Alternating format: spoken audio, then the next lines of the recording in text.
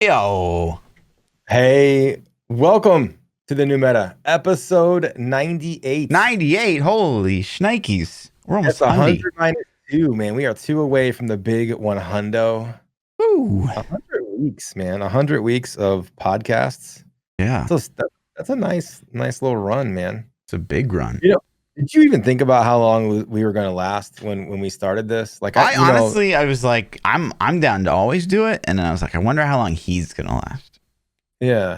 Like I didn't even think about like the longevity of this thing. This was kind of just like, dude, it would be so cool if we did this. And Mhm. you're like, and I'm like, the idea, I was like, man, I need somebody to do this with. I think it'd be fun. And then I hit you up and you were like, hell yeah, that'd be fun. And I'm like, yes, you know what I mean? Let's Yeah. do it. And then I didn't even think about like 100 episodes in, or 200 or whatever. Yeah. So it's gonna be, it's a thing. And So it'll get revived. I mean, hopefully Diablo 4 is good, and this thing yeah, stays afloat. I know, dude. If we can just tread water for a couple more years. Yeah. Yeah, that's true. Shit. Yeah. No, I get asked this still a lot. Like, when do you think D4 is going to come out? Like, I would say at least a couple times a week. I still get asked that. Do people talk about that in your chats, or to you? Yeah, of course. I mean, honestly, the question I get more than anything is, what are you most excited for, Diablo 4 or POE 2? Like, that's the number one question for me. Yeah. And what's your answer? I mean, we said it on the podcast a million times. POE 2 is like a sure thing. So it's hard to not be more hyped for that. Toxic. Why is that toxic?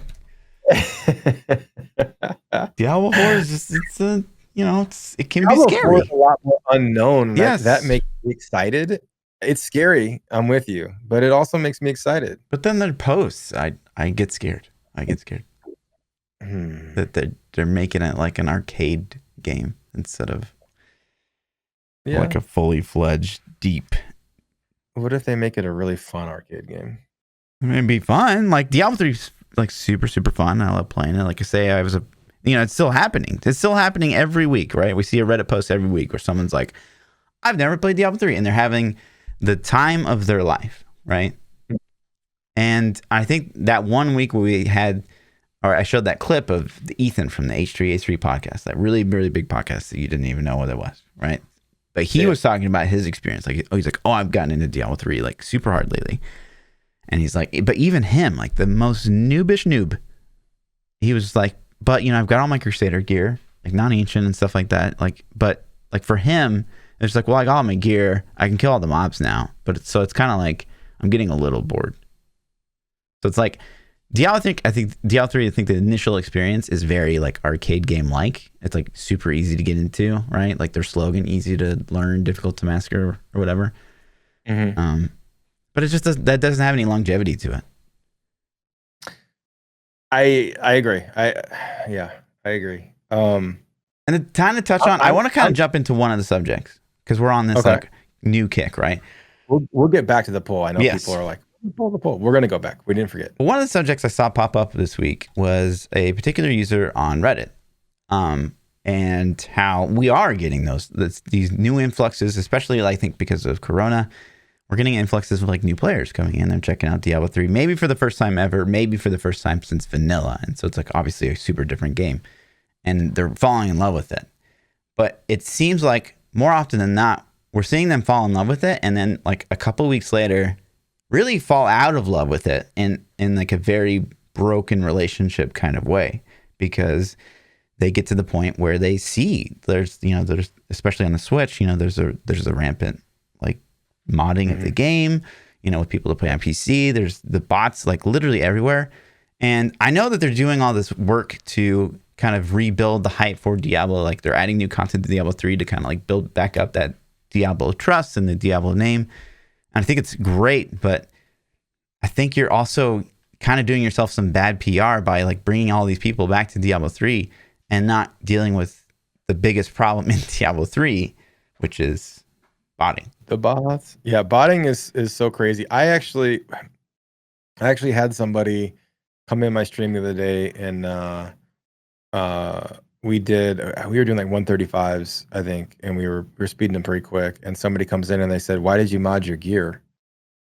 And I'm like, "What?" And they're like, "Why did you mod your gear?" And I'm like, I don't know what you're talking. Like, I didn't understand what he was saying. And it was a console player that thought that I had hacked my gear because we were doing 135s. Like, power creep is that big that this guy hadn't played in a little bit, and he thought that, I was just streaming on. I'm like, well, first off, modded gear is really a console thing. It's not really existent on PC. It's a different problem on PC. But I'm like, this is just where the power curve is at right now. You can just poop on 135s. It's just the way it goes, And it's just interesting to me though, because it wasn't the comment wasn't, how are you doing that? What are you running? What's your power? Is this the new seasonal theme? Like, what? It's just like you were hacking. Like, they already knew people hacked, and they just assumed that I was hacking because we were doing risk that high. Sure. And that to me is just like a statement of it's so deep. The botting is so deep that people are just assuming automatically now that, oh, this guy's cheating. Yeah. You know what I mean? So instead of like, oh, let's figure out what's going on, he's just like, oh, he's cheating. Sure. I just found it super interesting because you'd see all these like new player Reddit posts and they're getting super excited, which is like amazing. But then you see like an equal amount of like kind of upvoted like, wow, what is botting? Like, this seems crazy. Like, why are they not doing anything about it? Kind of thing. So, have you had those guys in your streams before? I mean, I specifically remember a couple examples where we're talking about bots, and then people are like, "Holy shit, I didn't even realize that these guys were cheating." They're like, "I looked at the leaderboards and just thought they were Jesus. I didn't realize that." I never knew that you could check that they had 22-hour uptime the whole season. Yeah. You almost feel bad for exposing them to that world, right? Yeah, I did because. Well, I really do, because part of me is like, are they going to be enticed by it and then become a cheater? Or are they just going to be like, oh, well, that sucks. Like, that could totally kill your joy for pushing. And like, it does mine. Like, yeah, totally. People are like, oh, you're like, somebody said something. I think I'm like 17 or 1800 Paragon this season. And I haven't been going crazy hard, but I've played a little bit. And somebody's like, oh, yeah, I don't know what you can do with your low Paragon. You know what I mean? I'm just true. Like, in retrospect, like, yes, it's not 4K plus, but at the same time, it's like, low Paragon. Well, yeah, I'm not botting 24/7. I don't have 3 or 4K Paragon. And there are some guys who do it legit. I'm not saying anybody there's that's a 4K lot is at this point in the season and 3K plus. Yeah. There's a handful of people that are 4K, 5K that are just like, check the hours, man. Yeah. Totally. So, I don't know. But anyways, it's just funny. Power creep and everything's like 2K is now considered low. And that's true. I mean, there are a lot of legit players that are way past that. I'm not saying that at all, but right. Now, before we get into the polls, team, we do want to briefly mention, we do have, if you guys are interested, we have the Patreon page. If you guys want to support the Moon Meta podcast, and a lot of you guys watch it week after week, at least 3,000 of you guys out there that watch it week after week. And so, if you guys want to support we did our first. There's exclusive Patreon content that's going to be up on there. My plan is to get it up as soon as possible. So tomorrow morning, check it. Tomorrow evening, check it. It should be up there. I'm still figuring out the best methods to go about this workflow to get it up, as soon as I can. But it's exclusive Patreon content that you can only get there. Yep. So check it out. But yeah, so the poll from last week was number 1. Given the current global climate, would you be more excited than you originally thought for a Diablo Immortal release? Yes or no? Or do you vote, and what do you think won? I'm gonna say that no wins, because it's any Diablo Immortal question it hasn't gone over too well. But I will say, yeah, man, I want some Diablo news. Like, the climate being the stay-at-home order, the employment issues for everybody or lots of people, and then also the lack of Diablo news. Like, we've been pretty dry the last couple months with Diablo news. So man, anything Diablo would be dope. So I'm gonna say yes is my vote. Yeah. Yeah, I think that does factor into a yes vote. Like, Diablo 3 and Diablo 4 news has been on a pretty low end. They kind of missed with Wizard, I think, this season. Mm-hmm. So yeah, like Moon On a Danuga was positive kind of note, hard carried, I think.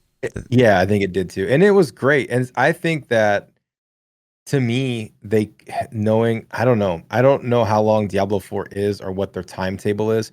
I almost feel like they could have dropped a new set every season and milked these sets even longer and had more time to do them.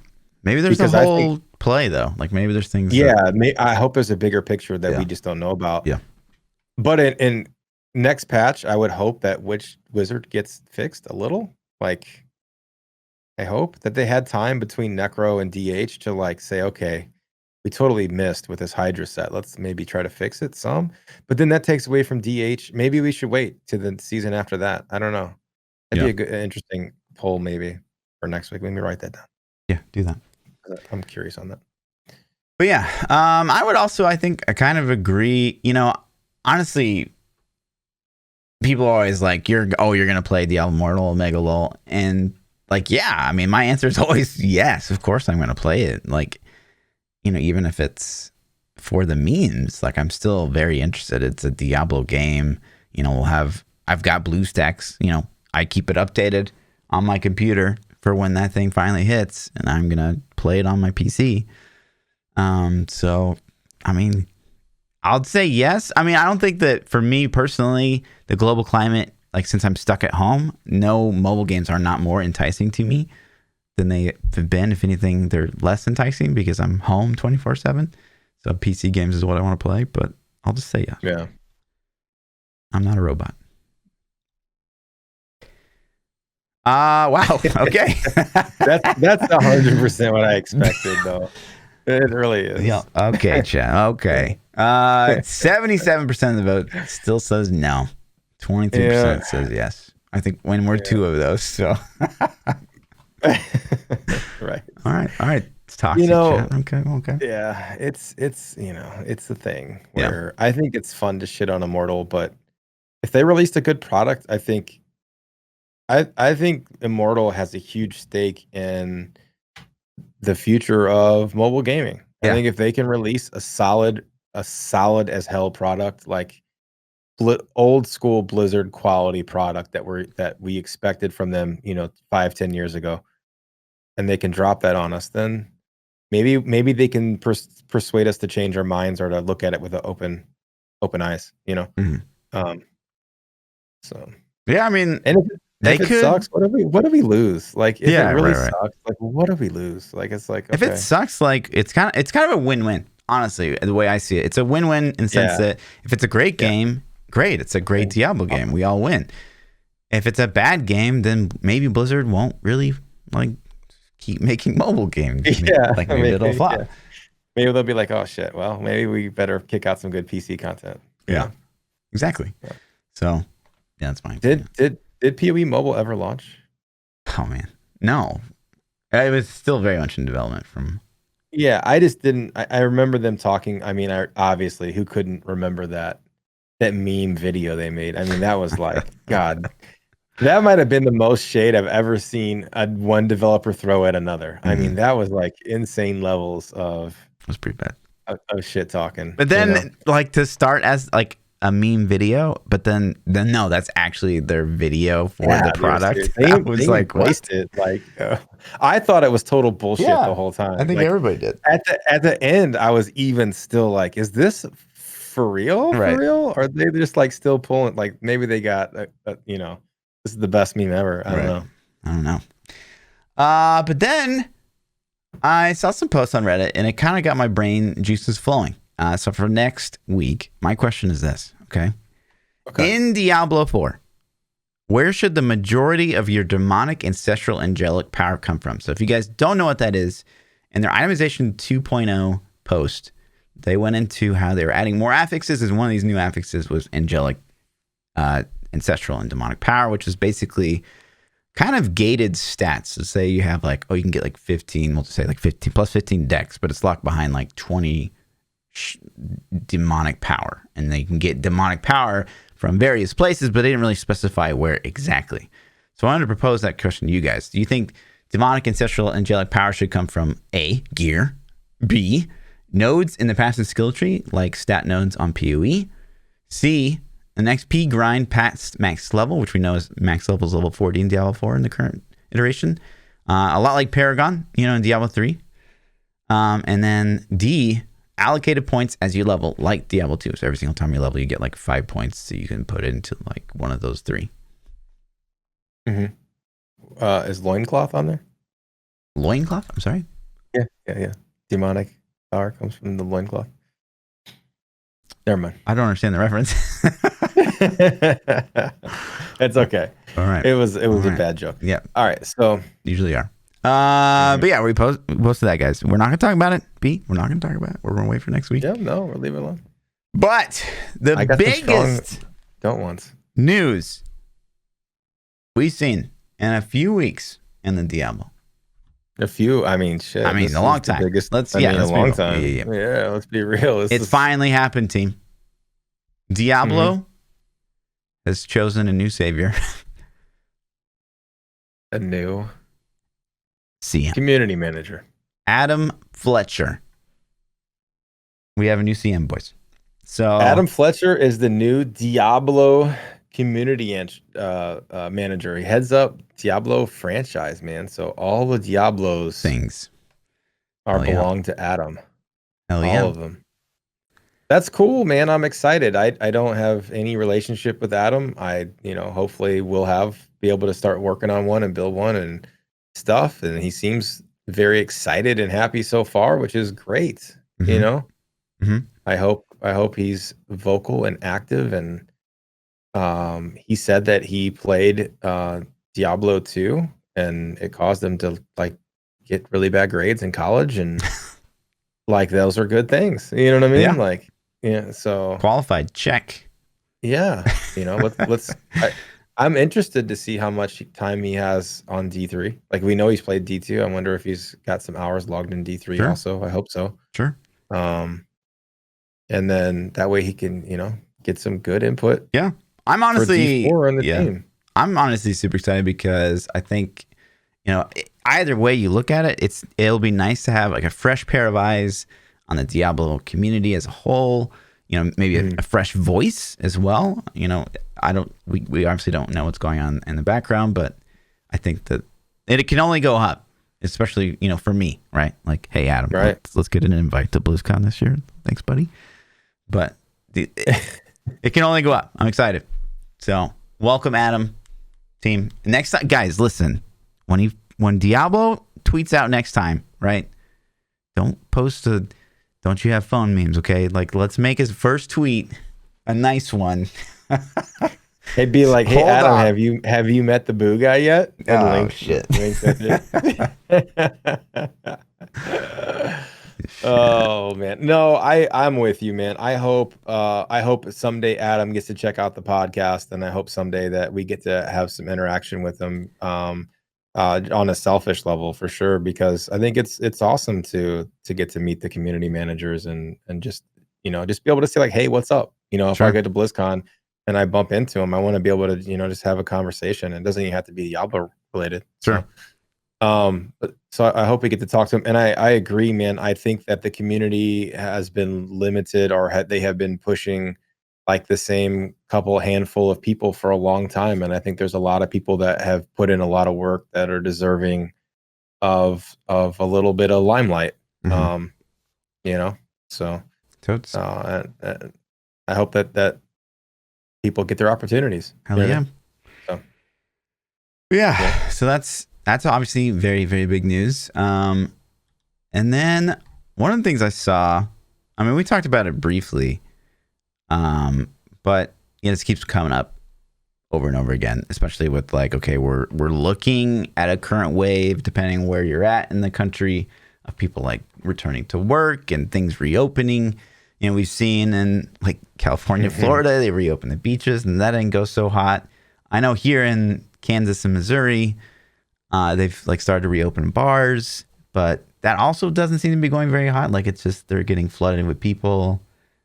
Yeah, it's like it makes me wonder about people. Like it just because they lift the ban, like what the fuck is wrong with you? Like Yeah. you're gonna instantly think like everything's cool now. Like Yeah. one day it's not, the next day everything's fine. Like Right. no, I mean they're lifting the ban because they're trying to avoid economy crash, and these businesses need to generate some money. But at the same time, it's like you can't just go shove your. I don't know, man. Maybe all the single guys and ladies out there are like, I Dying. really need some Right. Netflix and chill. You know what I mean? Like I don't know. Yeah.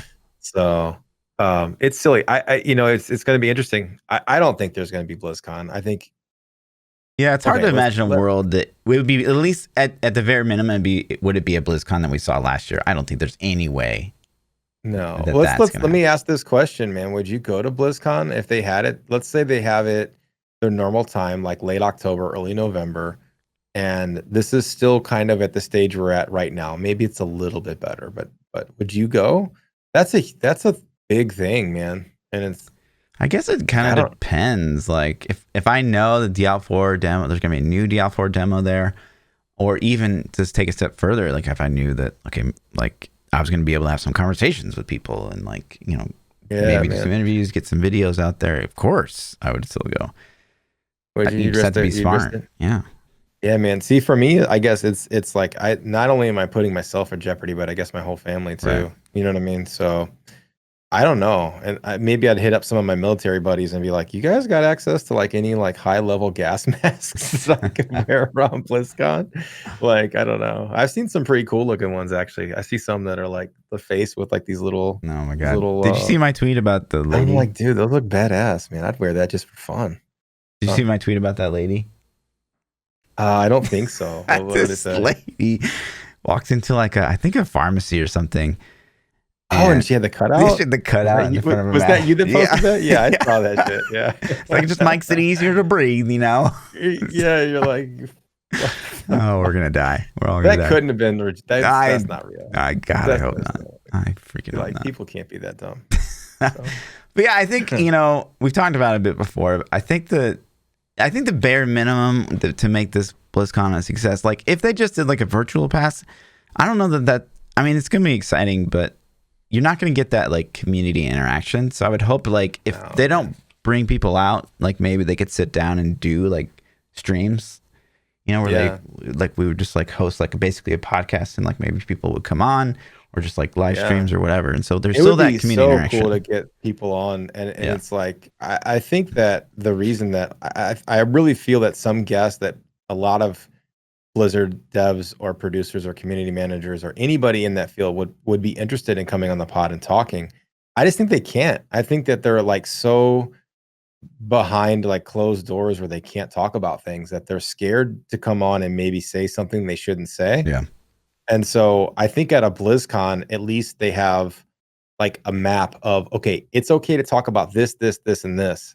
You can't talk about this, this, this, and this. You know what I mean? And I think maybe if they don't get to have it, at least maybe during that time frame, we could be like, hey man, come on the pod, like let's talk.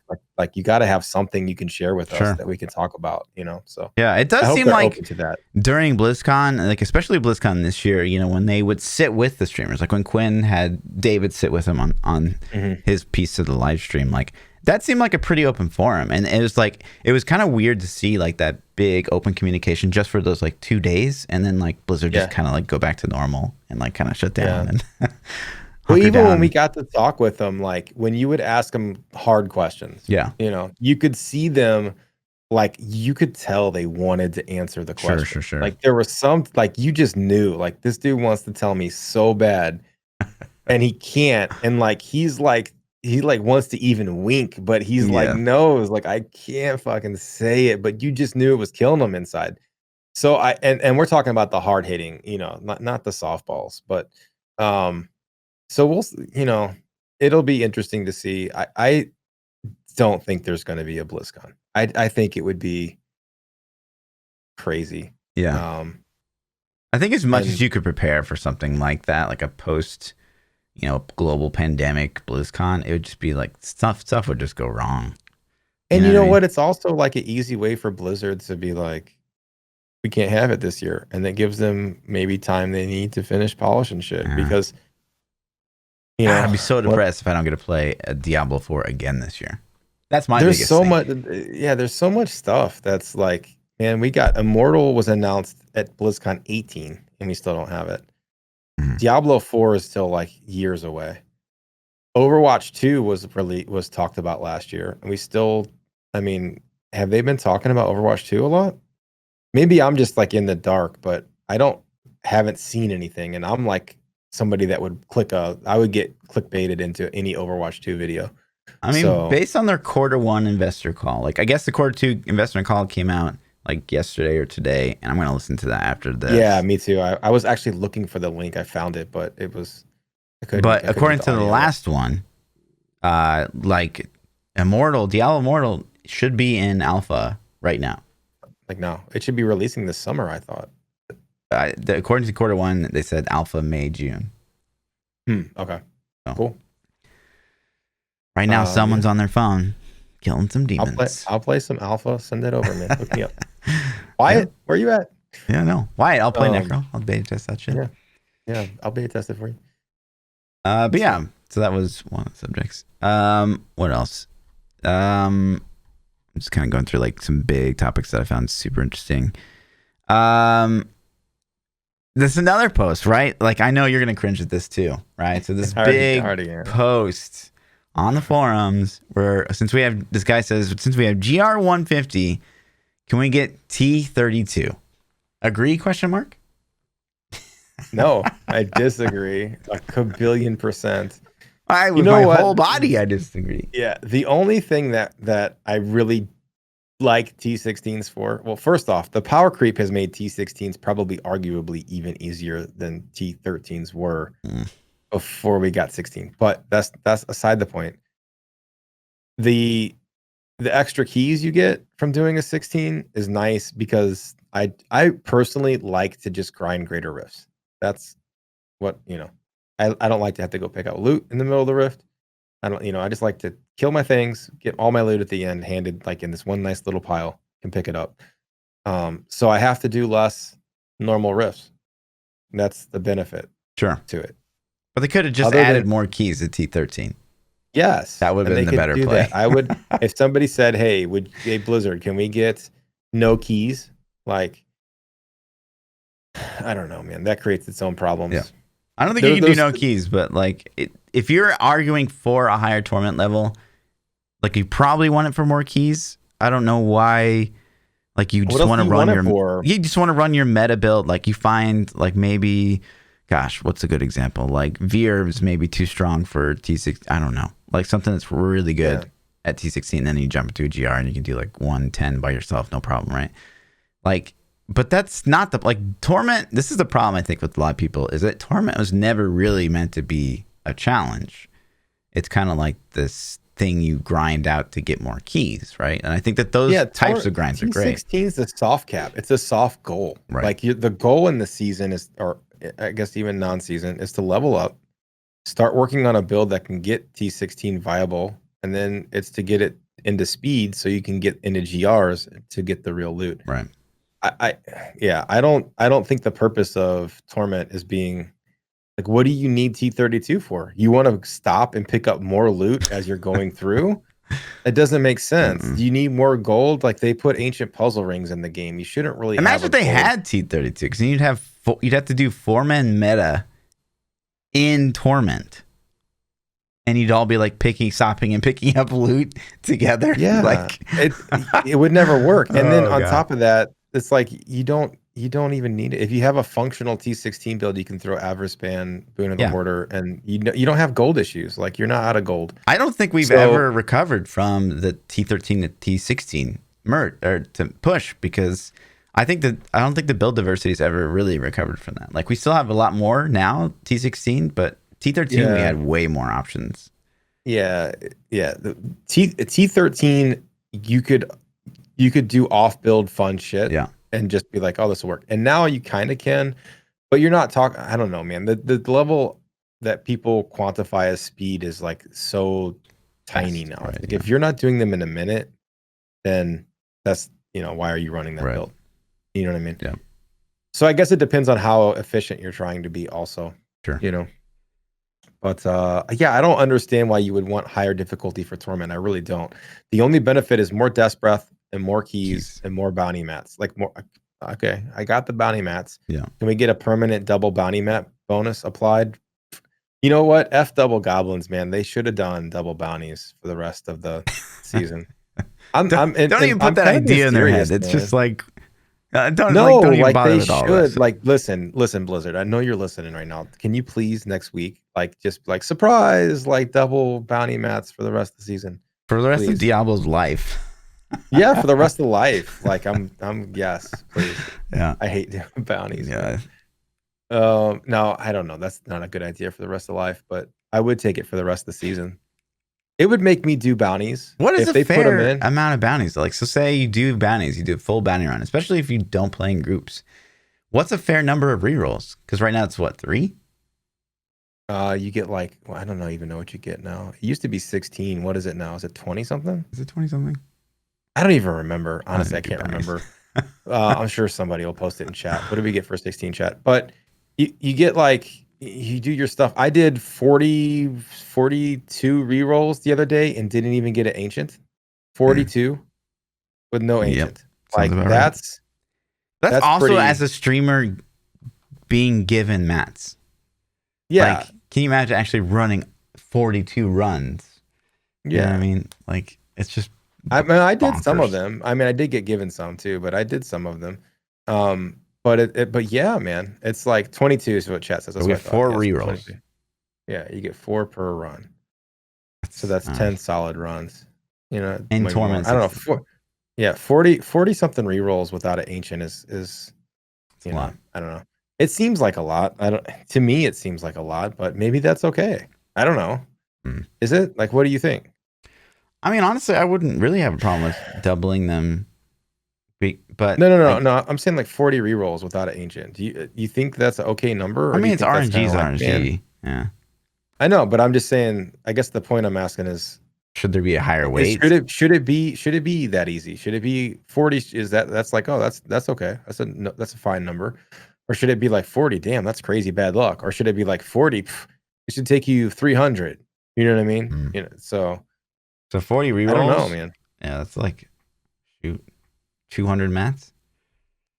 Yeah, it was something like that. Yeah. So I don't know, man. 250 mats, right? Yeah. I don't know. So yeah, so that would be another benefit of raising Torment would be higher, more bounty mats per drop. But you could just like give more per drop, and you don't have to like destroy. Yeah, I don't think that the difficulty of the creatures should get turned up. I don't think their damage output or their toughness should change.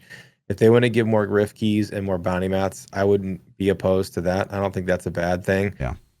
Specifically, I would like ways to. I think that there should be a random drop of ancient keys or primal keys that let you open multiple greater rifts per key. Like you can use this one 10 times, or you can use this one 20 times, just to alleviate having to run so many rifts. Like, you know, you're farming T16s, whatever, and you get an ancient key. Like, all right, cool, man. I just got 5 GRs I can pop now in a row, you know? Yeah. I mean, I think that would just be, for simplicity's sake, just a bonus drop on keys. Yeah. Something. Yeah. Maybe you don't make a new item, but you could just have a small % chance that he drops a shitload of keys. But then I look at it, man, and I'm so skewed now that I take everything with the bot perspective. You know, I'm like, well, botters get infinite keys because they don't play anyways. Like they're bots making them the keys. So, you know, people are like, oh, I can spend 2,000 keys to get a perfect rift to get this clear. And then somebody like me spends like 10 and you're like, yeah, fuck it, man. That's a lot of keys. I'm done. You know what I'm saying? Or even 20. And it's like, if you up the key drop rate, then those guys have it even easier. So is that what you want? To eliminate keys altogether? Does that even the playing field, or does that just screw things up? Sure. You know what I mean? I don't know, man. Key goblins are a good idea. Yeah. That's what I suggest. Yeah. More goblins. Smile. Yeah. But you know, we just see this. I mean, you and I have seen this time and time again throughout the history of Diablo. Like, well, I think Torment 16 is too easy. It should be T20. Like, no, It shouldn't. I think the thing people miss is build diversity makes the game fun. Yeah. And you limit build diversity if you make everything super challenging. Right. You have your super challenging mechanic in the game. Let's have the easy mechanic in the game also, so we can have build diversity. Yeah. That's my opinion. Bounty Mac Goblins. There you go. I'm down with that. Yeah, I'm down with that too. And then on another post, we're just like all these posts this week. Wait, I already read that one. I can't find that one. Okay, so there was a post about, I found this to be super interesting because I guess in Diablo 4, they're breaking things down by like skill category again, right? And so the complaint was like stop trying to basically teach us how to play the game. Yeah, I just had the wrong link in the schedule. Okay. Cool.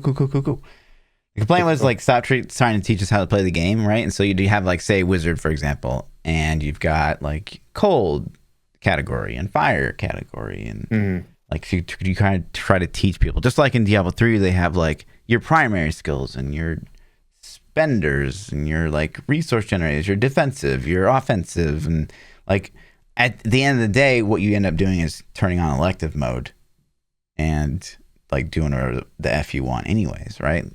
So I do kind of agree with that sentiment of like maybe stop trying to categorize everything. And plus I think that later on, like to say you have like a cold category of spells, like what if you get a legendary? What if you want to allow to add a legendary to a game that changes like your ice comment to like a fire comment, you know, then it's kind of weird that you've already categorized it and stuff like that. So I mean, I definitely get the sentiment of like, please stop trying to teach us. And that falls back into the whole, you know, like let maybe content creators like help people figure things out or whatever, instead of like relying so much on like really kind of weird quote categories of skills. Just give them a spell book. Yeah. I mean, like WoW has a spell book. Like all your shit's just thrown in there. It's like figure it out.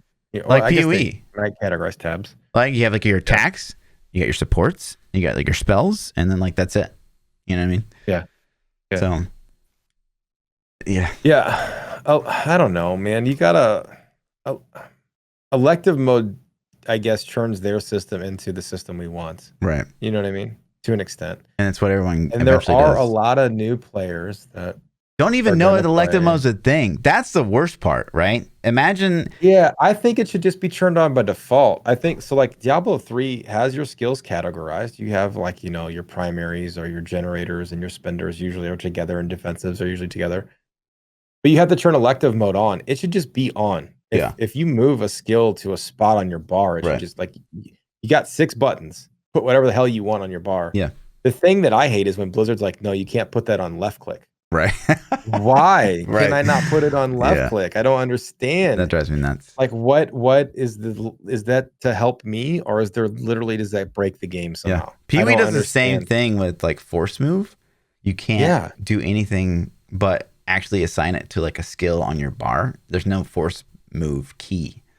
So like you just have to use up a skill slot if you want. It doesn't make any I don't get it. sense, man. I don't get it either. But I don't know why they do things like that. I don't know if it's to help new players not get lost. I think you gotta not insult your audience a little bit. I think it's okay to handhold, but if somebody tries to do something, maybe just put a warning up. Say like, hey, you're gonna bind a non-attack spell to left click. Are you sure you want to do that?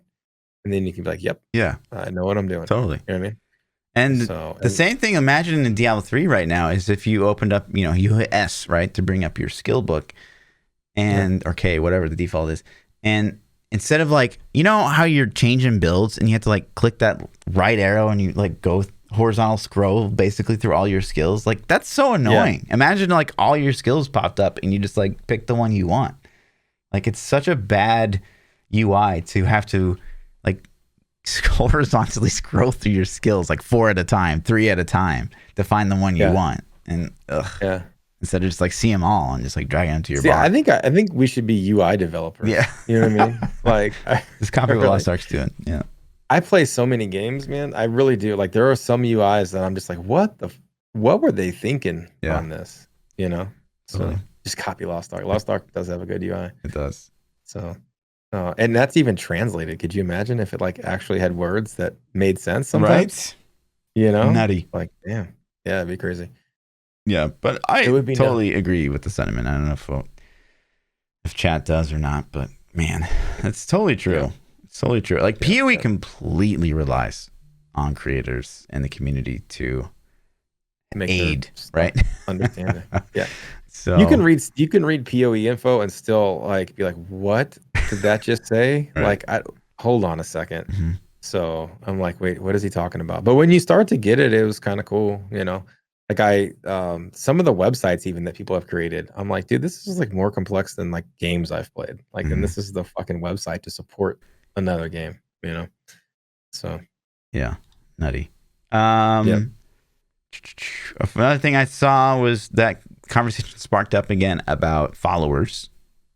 Hmm. And we kind of briefly touched on it, but like the more and more I think about it, like I really, really don't like followers. Like it just, I don't either. I hope they're not in the game. I think it's stupid. They don't do anything. You yeah. don't control it. Especially in Like, D3. The D2, they're way more impactful. Like, oh, you know, you're picking like an aura that your guy's going to cast on you. It's really not that impactful, but they're more impactful than D3. Like D3, you just like pick Crusader 99.9%. in D3, the follower is the biggest waste of time Yeah. ever. Like, what does it do? You know what I mean? Yeah. It heal bots you and splits damage if you use Unity. Yeah. That's it. It doesn't kill anything ever, ever, ever, It ever. kills immersion, you know, having some You rat follow you can around. deck, yeah, you can deck your follower out in like primal items and go into a T16 and just watch him get one shot and kneel over and die. You know what I mean? Right. It's just like, what are you doing? So if they have them in D4, they need to be useful in some facet, like either make them like pets, more like a pet, you know, where its damage scales with your damage or something. I just don't think they should be in there Yeah, at I all. agree. Period. I like personally, and it sounds crazy because I play Necro, but I don't really love minions, and so followers like kind of feel like a minion you absolutely have to run, and I'd rather just be like just me, right? Like just me and my like swords or something. Like I don't want some guy follow me around, like eventually saying dialogue from time to time, like just go away. Yeah, but I have to run him yeah. because you know he heals me and. If you Splits need half him my for damage. story dialogue, write your story dialogue better to where he can just appear. Like, you know, like, hey, I'll be right behind you. I'm gonna let you kill the monsters because I'm a bitch. You know what I mean? Like whatever you want to say. But yeah, I don't get it. Did you see Diablo threw a post up? And this is kind of off subject, but they threw a post up a couple days ago. What had some behind the scenes of making like the D4 cinematic, like where the guy gets thrown against the wall. No. They showed like the green screen actor doing his clip of getting thrown against the wall and like how they use it for reference. I thought like behind the scenes video making stuff to me is really cool. And it's yeah, there you go. If you guys are listening to the audio, we have it up on screen. It's really short, but to me that's pretty damn cool, man. Like you can see how they modeled it and if they recreated that from scratch, see, I would have thought that they motion captured him doing that, but I don't see any motion graphics or that just shows you how crazy him, their CG team is, man. Like did they crap. crawl that shit by hand? Like I don't even know how you would. I don't know the workflow for that if it's modeled or what, but that's crazy, dude, to me. Yeah, but it's cool, man. That's how the stuff works behind the scenes. I would love to like see a full length, like couple hour documentary of the making of one of their CGs. Like they did like at BlizzCon, they showed the behind the scenes for the World of Warcraft BFA intro with you know Prince Anduin and the sword and all that. Like that was really, really cool. So yeah. What a cool job, by the way. Just like throw yourself. He's like, I'm gonna slam my. I mean, what if they're like make him redo the take like 20 times? Yeah. Like, listen, guys, my head's hurting. Like, are you serious? And like, how does he get this? Does somebody throwing him? Is he just running and jumping at the wall? Is he pushed? Just jumping at the wall. You would think the most realistic way would be like, okay, I'm gonna close my eyes. Like somebody just shoved the shit out of me. You know what I mean? Like, let me go smash this wall. Like, I don't know, but. If he ever broke the drywall behind the mat or something like that. You're right. Sorry. Yeah, so yeah, I think we both agree that followers are kind of meh in the next generation of Diablo. Oh, this popped up again too, and I thought that the image actually did a pretty good job of maybe driving home their message. So, inventory Tetris. Like, I think we're both on the fence of like, well, if people really want it, okay. If people really don't want it, okay. Right? Like we're not huge. I don't. I think you don't want it? Okay. Inventory Tetris is garbage to me personally.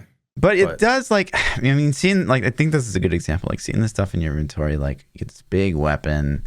And, I mean, obviously grabs your eye more than, like, say, the helmet does or something like that. But if this is only, like, one slot and then, like, the art kind of goes away, I mean, which I don't really care about. But I definitely see the argument, right? Like, it's so hard to stray away, I guess, as a Diablo 2 player, Diablo 1 player, from this idea of inventory Tetris.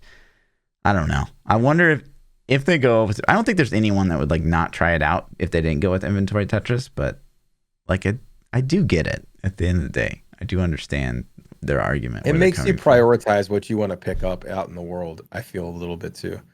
Yeah. Because you're like, okay, like if I pick up all these two-hand weapons, I'm not going to have as much loot as if I pick up all these helmets or rings or whatever. But is destroying items worth it? Is salvaging items worth it? Selling items worth it? What's the management for? Like, what are we doing with this loot? Is it going to be like D3 where at some point you really just don't care anymore? You stop picking it up? I personally don't want to manage it because I hate managing inventory. I think inventory management is a thing that every game that I like has, because I like collectors, I like power creep, I like making my character stronger, and that always requires getting loot. But I hate managing inventory. I don't know of a solution that's great. I've never played a game where I was like, dude, inventory management feels great in this game. It never does. So World of Warcraft, everything's one slot, right? Yes. So like that would be the inventory management of D4, technically.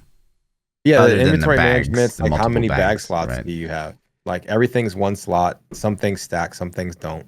Mm-hmm. But it's like, how many slots do you have? Okay, that's how many things you could pick up. And then you got Diablo, which has a little Tetris. It's got, weapons are 2 and sometimes and rings are 1 and, amulets 1. Little bit of Tetris.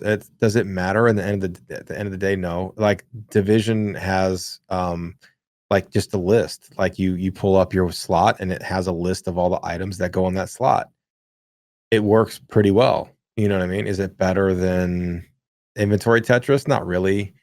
It still sucks, So I think ultimately the amount of loot they throw at you is more important, and what you're doing with that loot is more important. Like the way that you carry it on your character, I don't really want them wasting a lot of time. Pick one and go with it. Like go with Tetris, go with the WoW style, whether it's everything's one slot.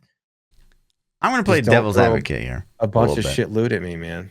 Because say there's like content, like some of the times that like Tetris feels the best is when you only like, so say POE, you've only got one portal left. Like maybe you've died 5 times, you got one more chance, and you can't just go back to town and sell. If you go back to town and sell, your run is done, right?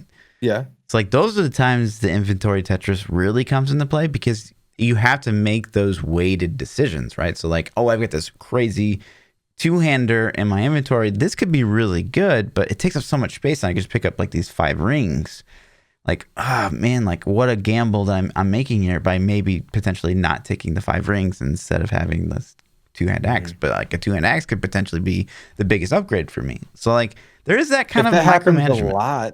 If that happens a lot though, then your gameplay time is going to be like a majority of it's going to be sitting there being like, well, let me manage my inventory. Yeah, that's kind of, I guess, part of the enjoyment, the immersion, right? I don't know, man. I think that's why I prefer Rifts over Nephilim Rifts so much. Greater Rifts, I mean, because you don't have to sit there and manage inventory. Like, I hate managing the inventory. It's just not a fun pastime.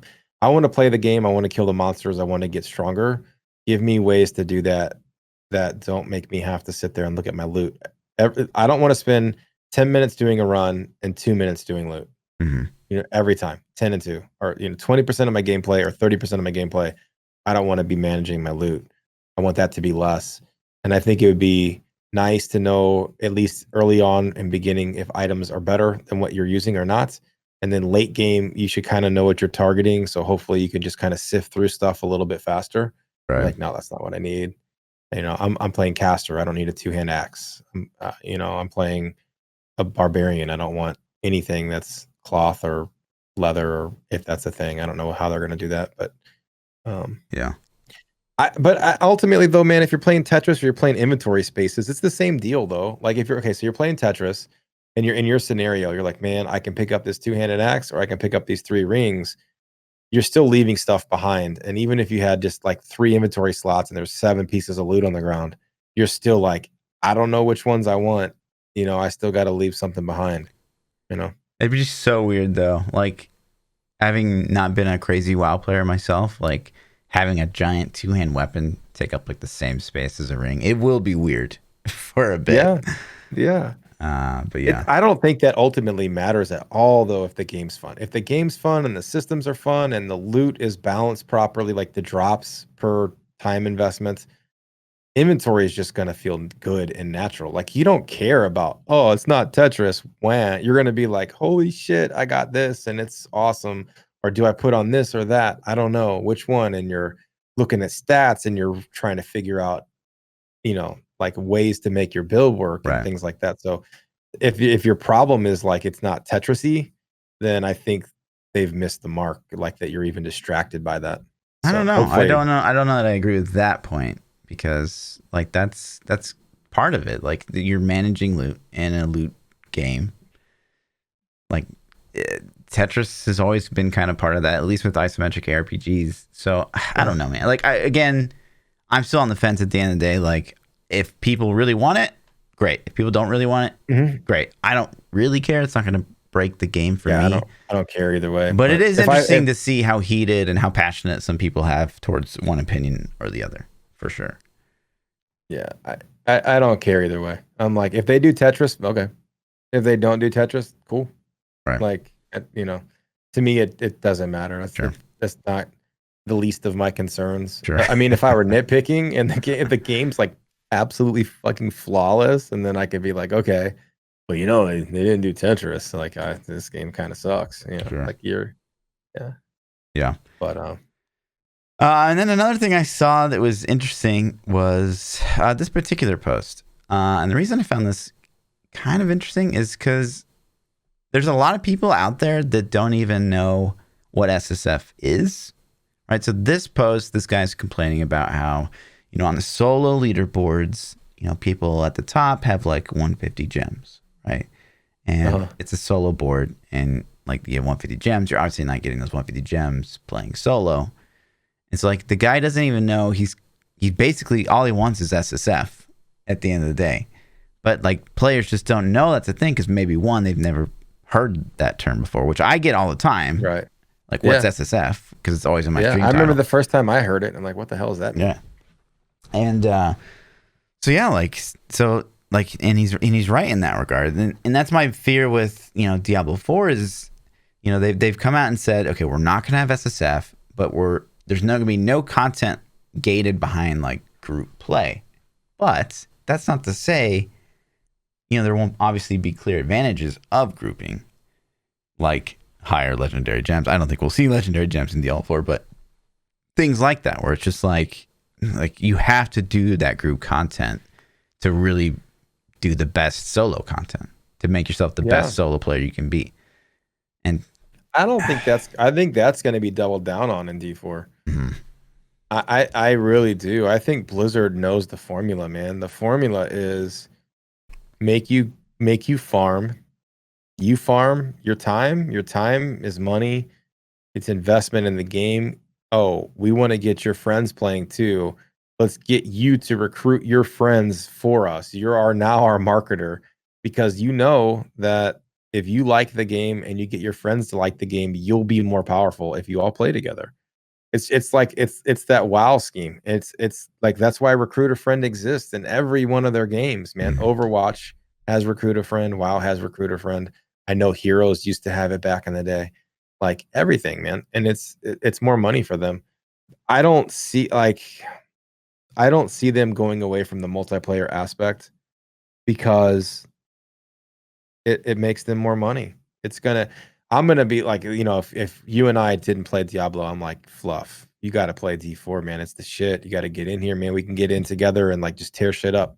You know what I mean? Like, I'm gonna recruit you because I know you're gonna be good at the game. I know the two of us together are stronger than either of us apart, and I need somebody that's good to play with me. So I'm gonna recruit my best friends with that play.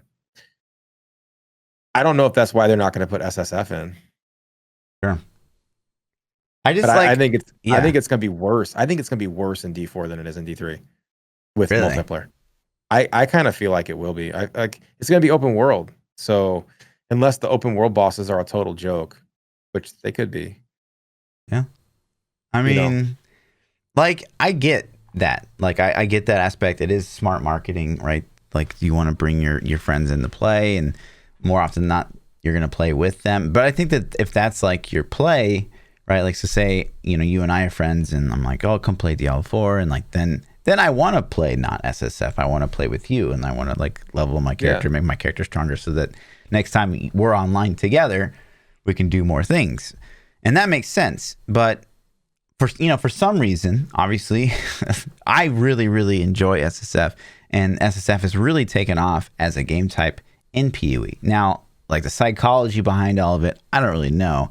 There is that whole, I personally don't like to depend on anyone ever in video games. Like, that's one of the biggest turnoffs of World of Warcraft for me is, okay, I log on. Okay, who's online? What can I do based on who's online? Instead of just like, I want to log on and I want to do this. Right. Like, there's nothing stopping me from doing that. And I think there is that appeal for, those people are like, well, why would you play SSF? And then like when I tell them like, well, this is why I do it. And they're like, oh yeah, like that actually sounds really great. And then it like kind of like sparks more people to like kind of creep into the SSF. So I don't know, like it's certainly from a marketing perspective. I understand that. And I agree a lot. Like, I hate the feeling of when you're trying to do content seriously and then like that one person can't do it. Yeah. And it holds the entire team back. And like you try to be nice for a while, but at some point you're just like, how are you fucking this up? Like, right. I don't understand. It's not, that gets super frustrating. And then like you're saying, like, oh, is so-and-so on? I can't do this without XYZ people. Sure. But at the same time, I really enjoy playing games with buddies. I think it's, some of the most fun stuff that we've had. And I'll say to an extent, like, you're not a super crazy WoW player. You've played a little bit, but when we played in BFA launched and we did the Mythics and Heroics together the first week, that was probably the most fun I had in WoW this whole expansion. You know what I mean? Yeah. Just because, and it's because it was, it was fun. Like, we were getting our characters geared, playing with buddies, you're having a good time, and this and that. But at the same time, it's like if I log on, I'm like, is Fluff on? No. Right. I'm like, well, what are you doing? You know what I'm saying? Like, text and like, hey, Fluff, get on. Let's play WoW. And you're like, nah, man, I'm whatever. It's like, I'm at the bar or whatever. I'm like, dude, come on. It just sucks. You know what I'm saying? So I feel you. And so I do play a lot of solo just because of that fact. Or like, let's say I have kids around, I'm playing, it's Saturday afternoon. My kids might come in and be like, hey, I'm hungry at any moment. So then I have to stop what I'm doing. And I don't want you sitting there waiting while I'm like making them lunch. So I don't know how you balance that though. Yeah. How do you, SSF is cool. You can play SSF, but then if I'm like, let's say that you're playing SSF POE and I'm playing SSF POE and I'm like, hey, Fluff, man, that'd be cool to do this. And we're both like, yeah, man, that would be fun, but we can't. We're playing SSF. We'll just roll like in POE, it's like well, if say you jumped on POE tomorrow and like, Fluff, I really want you to play. I'm like, all right, fine. It's like, I'll just roll up a trade league character. It's easy. Like, I could just do it. I could do it and be in the T16 maps in one day. You know what I mean? Like, I don't know. Yeah, but then you got to start over. You don't get to use that juice that you've already been building. So like, I get it. I get both sides. I think if Blizzard's going to lean in a direction, they're probably going to support the group play. No doubt. I think that brings them more revenue. But I don't know that over time. I don't know. That's the thing that I think that the only thing that breaks that paradigm is that we continue to see SSF really growing in popularity. And I get this player's stance. Like, it does suck. For me, I love just grinding GRs. So even in Diablo 3, Diablo 3 is a very social game. I would rather play SSF. I think it's more fun. And it does bother me that if I really want 150 gems, I do have to do high-end group play content. I don't want to do that. That's not how I want to play the game. And so, yeah, like having to do those things to make your character more I think powerful it's a silly move for Blizzard not to put SSF in Diablo 4. Yeah. I think it's crazy. And like I don't know about you, but Diablo 3 community is where I first heard SSF because that's where I'm at. Like, where did you first hear about SSF? Was it a POE thing or was it Diablo thing? I can't really remember. I think what really drove it home was when POE actually pulled the trigger and they made like official SSF. And I was like, oh, like honestly, if SSF didn't exist in POE, I don't know that I'd be playing it as much as I do right now because I really hate trade in POE that much. And it kind of ruins the game for me and the progression gets too easy and et cetera, et cetera. But yeah, I mean, I think it was when POE officially implemented it. I don't know what league it was, but to me personally, I always attribute it to Diablo 3 because that's the first time, I heard about it and I'm like, oh, people only want to play solo and that's a thing. Like, oh, that's cool. Like I get that. So to me, I attribute it to them, and it's like for them not to embrace it after it's been so popular in POE, and that's like their data right there. Like, look at how popular that shit is. It's crazy. I think it's going to be silly. I don't think they're going to. They're using that open world design, and how do you run that? Do you give everybody their own instance? If they want to do SSF, can their server load handle that? Well, at some point, they talked about at D4 to bring this up is before you like do that content, like you're only by yourself. You remember when they said something like that? Like before you finish that part of the campaign, you won't see anybody. So like obviously the tech is there. I don't know if that's like more taxing on servers or anything like that, but yeah, I don't know either. I hope it's designed in a way where it's not, because I really would be a little bummed if SSF isn't there. Like, either way, I think a lot of people would be. What's going to happen eventually is people are going to do this, quote unquote unofficial SSF again. And it just feels bad at the end of the day because it's like, but then they're going to be like, oh, yeah, I've never grouped with anybody, but I did stand around and let parties of 440 or whatever kill these world bosses, and I got loot from it, So it really depends a lot on how their open world environment works, man. Right. If nothing good comes from the world environment and everything's from dungeons, you do solo, then cool. And I would imagine the dungeons are instance. If you're in the middle of a dungeon, I can't run in the dungeon and just randomly meet up with you there. Right. That would be a trip, wouldn't it? Mm-hmm. So, I mean, how much would that suck for a noob to be sitting there and then you get PvP'd by some dude in the second level of a cave, So, and you know what else I was thinking about? This is on the schedule, but it just came to me since we're talking so much about World of Warcraft lately. I talked last week about how like I'm really just not a big fan of the gameplay loop that is World of Warcraft, like the weekly lockouts. Yeah. And while I was playing PoE, it kind of hit me. Like what I really enjoy, like I don't mind time gates. I think the time gates are kind of smart to like keep players vested, right? Like over time. Okay. Yeah. Like if I shouldn't just be able to spam, Awakener 8. Like it's something you really have to grind up for. I shouldn't be able to spam raids in World of Warcraft and just like spam the best raid all day and then just have the best loot there is, right?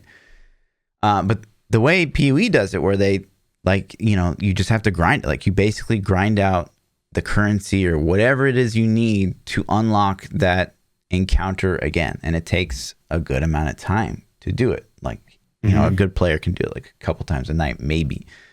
And I think that I latch on to that so much more than, okay, you did it this week. Next Tuesday, you can do it again. Like that sucks. That sucks so bad to lock it that hard.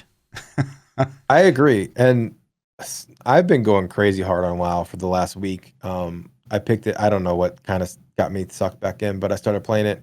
And they kind of did a mechanic, some different things like that, where there's now a currency that you have to farm to open visions. And you can't open the visions without the currency. And to get the currency, you have to go grind daily quests. And the daily quests kind of suck because it's different in that you can't just grind them to earn the currency. You're locked out of there's only so many a day you can get. So they're limiting you that way. I hate that. But I could see that, man. I could see them putting something in D4 where it's like, hey, go get this currency to open this thing, and then they'll have a chance to get what you want.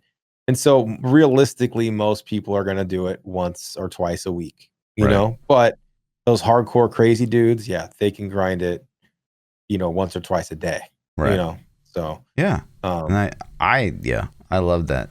Like if you, and that's a that's the other, cooler, like even as a a casual cooler player, right? lockout. Like on a Tuesday, you got like 6 hours maybe. And then on Wednesday, you got 1 hour. So like that Wednesday, you're rushing to get through your daily quests as best as you can. You might not be able to finish them all.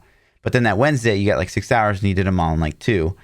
And now you're kind of like, well, damn, I wish I could do like more of my week's worth right now. Yeah. Like, The cool thing is, at least at this point for me, and WoW hits that point, right? But there's so much on a fresh character, yeah, at least because I just made a new fresh sure. character. There's so much shit for me that I've been playing like 10, 12 hours a day for Right. the past week. And there's always like, okay, I'm making choices like, do I want to go grind this? Sure. Do I want to go grind that or that or that?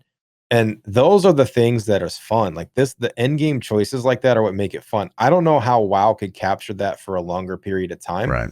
And because if you've been playing this entire expansion, you're like, I don't have shit to do right now. Yeah. But for somebody like me, Playing there's so catch much. up, there's a lot. Right. Yeah. Yeah, like I stopped playing for 8 months because Classic came out, and I devoted all my WoW attention there. Mm-hmm. So it's like now I'm playing catch up for this 8 months of content, and it's insane. It's like, dude, there's so much shit for me to do on this. And I have a couple characters if I wanted to play them, but it's there's got to be ways that you can get choices like that in Diablo 4, I hope, where you have to pick like, okay, because like on Diablo 3, there's no choice. Like, what am I going to do? I'm going to log in. Mm-hmm. I'm going to do rifts or greater rifts. That's it. Like maybe I'll do bounties once a month if, I'm super bored of rifts and greater rifts. So when you log in POE, Fluff, what choice do you make as the content you're going to do? Do you have to make a choice of like, I'm going to do this because it could give me that, or I'm going to do this because it could give me this? Is it choices like that? Oh man, like there's just so much. Like so the base system is kind of like Risk and Greater Risk, right? Like you're running your Atlas, and at the base game, like if you don't do anything else in PoE, like the one thing you probably want to learn and try to do is just like maps, and then like master missions. So you got your master missions, you get like 2 of those a day per category, and there's 5 different categories. So you got to make sure you try to do all of those, and then you're trying to spawn like Awakener 8 again. You're trying to get the Conquerors to be influenced and get them in certain places and get those spawned. And then just by doing that content, you kind of, okay, maybe I'll get more sulfites so that I can go do more delving, and like really good things come from delving, like more fossil crafting. Okay, great. Now I have 30 fossils, and now I can try to do a crafting session and try to craft a helmet. And while I was doing that, I got the 4 fragments that I needed to fight Shaper, to fight Elder. Like, it's just like, it's so, you feel so overwhelmed at times because it's like, as you're doing something else and you're very focused on that thing, you get the thing to do the other thing. And it's like, okay, now I need to do the other thing. And then you end up like having a surplus of all these things. You're like, well, I really need to like catch up on that because like, I don't want to just grind that for a day because like if I just do that all day, I'll probably get pretty bored. So I need to mix it in with all the things that I'm doing. It's like, there's so much content. It's so great to just be overwhelmed by it. Yeah, and that's kind of what it feels like in WoW to me. And that's Right. just because I'm playing catch up, but that's what it's like. This is what it's like all the time in PoE. Like, I'm not playing catch up. I'm ahead of the curve as shit. And it's like, so, Jesus. and that's a good system. And that's the thing. When you have to make choices what you want to do and you want to do all of those things, that's when it feels good. Totally. I'm just like, dude, I'm like, because in WoW, I think one of the biggest reasons I play WoW is the PvP. Like I love the PvP in a lot of games. And it doesn't have to be competitive all the time. I just want to kill other players, and like it's rewarding to me just to do PvP. So it's like I want to do BGs all day, but I don't have enough gear to like be competitive right now. Like I go in there and I'm like average. So, geared up dudes kick my ass and it pisses me off. And I'm like, okay, fuck that. I'm gonna go gear up so I don't get stomped on. So then I start gearing up, and then I'm gearing up for a little bit. And I'm like, dude, I really want a PvP though. And like, all right, let's just go do one game. We'll just go do one game, and we go do that. And so it's just this big circle. And I think that's another huge thing for me in Diablo 4, man. Like they are saying that they're designing it from the ground up to support PvP, and like that's so exciting to me. It's so scary to me. Oh, it's hella scary. But if they can get PvP to be fun, then that's like the biggest end game ever. Yeah, but You know what I not mean? really, because if you crossbreed PvP with PvE, you're automatically throttled on how much PvE content you get, and that is Diablo's biggest downfall as a franchise, is really not having that much content in the game. They can't if they're going to embrace PvEP, then they have to have teams like separated. And why are all these companies so scared to separate it? I don't understand. It doesn't make sense. Like Destiny wouldn't do it. They just were like, nope. Guns are going to do the same shit in PvE and PvP. Yeah. And it's like, why? And that's why PvP is always going to be garbage. Yeah, like you can't. And like you can't make the crazy PvE shit because you can't take that into PvP. Yep. So I'm like, listen, if you want to put PvP in Diablo, that's fine. You can separate gear completely. You could separate skills completely. You can have entirely different setups and builds for PvP and PvE and not have to worry about breaking shit. You know, and if you see a guy in the middle of the world and you want to kill him and he's PvE spec'd and you're PvP spec'd or whatever, then that's fine. Like, then you win because you're in the right spec and he's not. You know what I mean? You just have two different gear sets like that are always on your character. If PvP jumps you and you're in PvP gear, then you get your ass whooped. That's just the way it goes. You know, like, I don't know. But I'm excited for it, man. I think if they nail it, if they actually get it right, it could be so much fun. Could you imagine just like logging on and like, yo, let's go gang some people. All right, cool. And like you can lose 6, 7, 8 hours just PvP in. Like, oh man, this night's over already. Damn, I gotta go to bed. Yep. You know. I'm excited for PvP in an ARPG and isometric because it's really, other than like what League of Legends, like it's not really been done. It's not. No, like you said, Lost Ark did it, but I didn't get to experience it. Ping times were too bad. I didn't grind it out, and I definitely wasn't paying to play PvP. And those tournaments look pog. Like, oh my god. Yeah, dude. So I hope they kill it, man. Yeah, but again, the non-separation worries me big time for PvE content. Like, is it just? Yeah, I don't think they can do it. I think if they eventually don't come to the realization that they're going to have different gear sets and different abilities, you could say like Furious Charge. I don't even know if it's in Diablo 4, but I'm just gonna say Furious Charge is in Diablo 4. Yeah, I don't know what they're gonna call it, but let's just say it's in there. So Furious Charge in PvE, you have the item, you have the description, it says what it does, and then it says hold Alt to see PvP card or info or whatever the hell they call it. You hold Alt over it, and then now Furious Charge in PvP. Charge through an enemy dealing XYZ damage and knocks them back like 1 yard or whatever. Like, it can play a completely different skill. Same basic functionality, you're charging forward, but it's not going to stun them or it's not going to drag them with you or whatever the case is. It's just going to do this set thing. And then you already know, okay, so I have Furious Charge on my bar. I'm killing NPC, no problem. Oh, there's Fluff. I'm going to go kill him. I Furious Charge you. I already know what it's going to do because I've read the tooltip. I've used it before. It's going to function just like this in PvP, and they can separate skills and gear. So, I hope that they nail it, man. I'm so excited for it. Might be, honestly, if here's the thing. So say they launch and like they've balanced it all, right? Like they come out with D4 and like everything's balanced in that state of D4, like the PvE, VP, like all that gear's the same. Somehow it all works. Somehow it's all balanced. Right. The very first expansion pack, like everything's going to get thrown off and it's going to they're going to end up delaying the expansion because they're going to have to like balance all that stuff again. It's just the rate at which we drip in content, even if they get it all right from the start and it's all meshed together. Like, they're still going to slow it down. That's why you can't do that. That's why they can't do that. They have to separate it because then they can put the crazy. Because if you tame it down enough, like crazy shit doesn't work in PvP. Right. Because it doesn't feel good to die to some off-screen stupid mechanic. You know what I mean? You're like, what the fuck just one-shot me from half a screen away? That's stupid. Like, you can't do that. So, but in PvE, that's what you want. Like, you want to jump across the screen and smash the boss and cut him in half. And if something's overperforming, then it's like, oh, okay. Like right now in PoE, it's like, oh, Herald's too strong. Okay, obviously that's going to get nerfed. Like, it's not that big of a deal at the end of the day. Like, if something is broken in PvE, like it just makes maybe that PvE content easier to do for like that 1 week that's buffed or whatever. Like it's not. Whereas if you had something in PvP that's like overpowered one-shotting people, like then people are pissed and like PvP is unplayable because everyone's using that one thing, and like it's a totally different game, right? Yeah. So it's I'm we talk about, I kind of forget about PvP when we talk D4. A lot of times I'm just so focused on the PvE. Right. And it's like if they, we're talking about these developer insights and itemization and stats and things like that. Like honestly, man, I would like some PvP insight too. I would like to know what are they doing? Like what is your thought process? Are you going to do game modes where you can queue up and match other people and capture the flag or King of the Hill or whatever the game modes they decide to do, or is it just going to strictly be like, okay, I'm in this zone, you're in this zone, we both have PvP enabled, now we can fight each other? Because that's lame as hell. Yeah, it's like I'm standing there goading you for an hour to like turn PvP on, totally on, like like, I wonder what that looks like. I mean, we heard at BlizzCon, we heard PvP zones, like that was something they definitely threw around, but I think that's all we really know.